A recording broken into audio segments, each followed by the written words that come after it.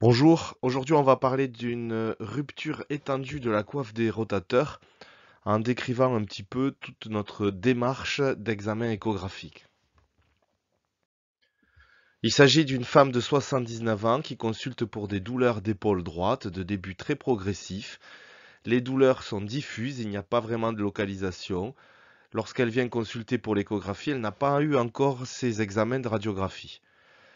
Les amplitudes articulaires passives et actives sont limitées et il existe une impotence fonctionnelle.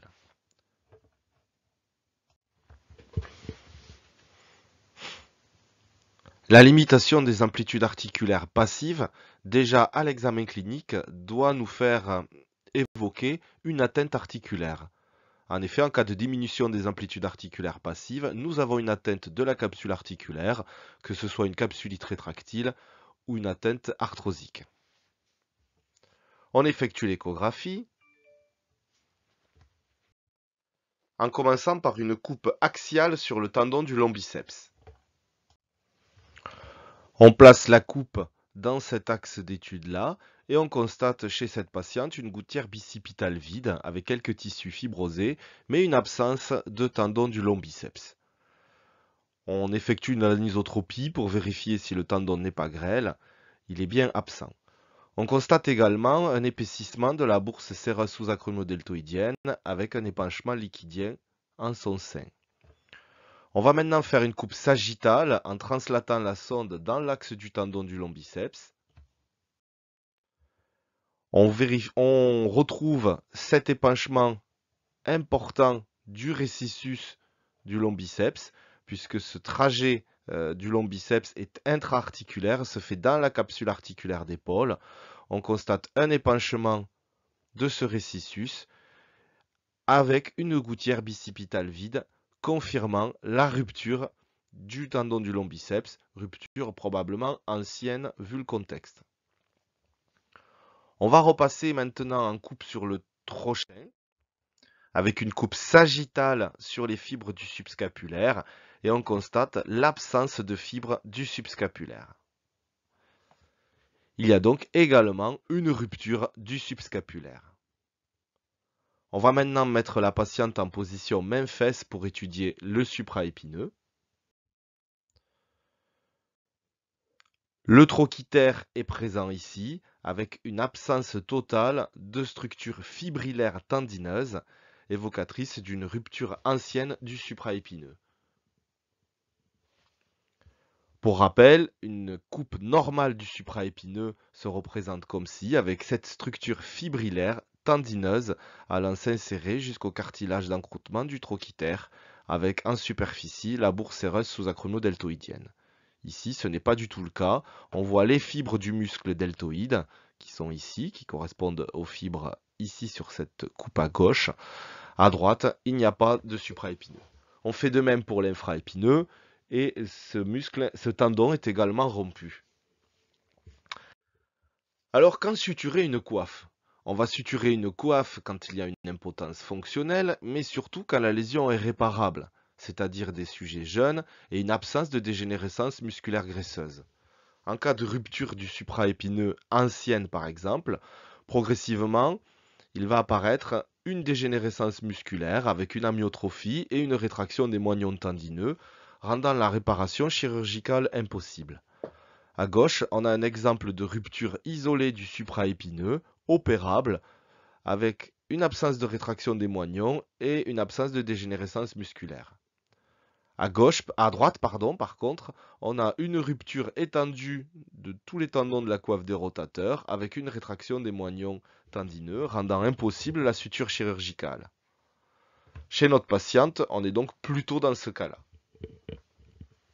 On continue l'exploration avec une coupe postérieure située sur l'infraépineux et cette coupe nous permet de mettre en évidence un épanchement intra-articulaire que l'on voit ici. Ici, on a la glène et là, on a la tête humérale avec l'épanchement intra-articulaire associé à un épanchement de la bourse séreuse sous-acromiodéltoïdienne ici. Cet épanchement intra-articulaire et cet épanchement de la bourse associée correspondent à une rupture transfixiante de la coiffe. En effet, la bourse séreuse sous-acromio-deltoïdienne est séparée de la capsule articulaire par le tendon du supraépineux. En cas de rupture du supraépineux, vous pouvez visualiser que vous allez avoir une communication entre la bourse séreuse sous-acromio-deltoïdienne et la capsule articulaire. Ce signe du double épanchement est donc évocateur d'une rupture transfixiante de la coiffe des rotateurs. On a donc trouvé chez cette patiente une rupture étendue de la coiffe associant une rupture du subscapulaire, une rupture du supraépineux, une rupture de l'infraépineux et également une rupture du lombiceps. Il s'agit donc d'une rupture étendue de la coiffe. On va maintenant s'intéresser à l'atrophicité musculaire. L'étude de l'atrophicité musculaire recherche une amyotrophie du muscle et un aspect hyperéchogène flou en faveur d'une dénervation, d'une dégénérescence musculaire graisseuse. Par exemple, dans ce cas-là, on retrouve ici une coupe sur le deltoïde postérieur et en dessous une coupe sur l'infraépineux. Vous voyez que du côté atteint, on a une dégénérescence musculaire graisseuse très importante avec un aspect hyperéchogène flou comparativement au côté controlatéral. Chez notre patiente, on commence donc l'étude du supraépineux avec cet aspect hyperéchogène. Pour le moment, peu amyotrophié, on a un tendon du supraépineux qui est relativement épais, mais qui est très hyperéchogène en faveur d'une dégénérescence musculaire. En haut, ici, on a le trapèze. On continue l'étude avec l'infraépineux. En haut, on a le deltoïde postérieur et en bas, l'infraépineux qui est lui aussi très hyperéchogène en faveur d'une dégénérescence musculaire graisseuse.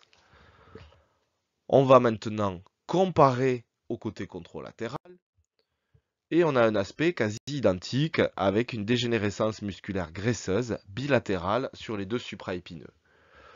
On effectue donc une échographie sur l'épaule controlatérale, la gauche. La patiente nous dit qu'elle est parfois douloureuse. Et sur cette épaule contrôlatérale, là aussi, on retrouve une rupture étendue de la coiffe des rotateurs avec une absence totale de supraépineux en faveur d'une atteinte dégénérative ancienne.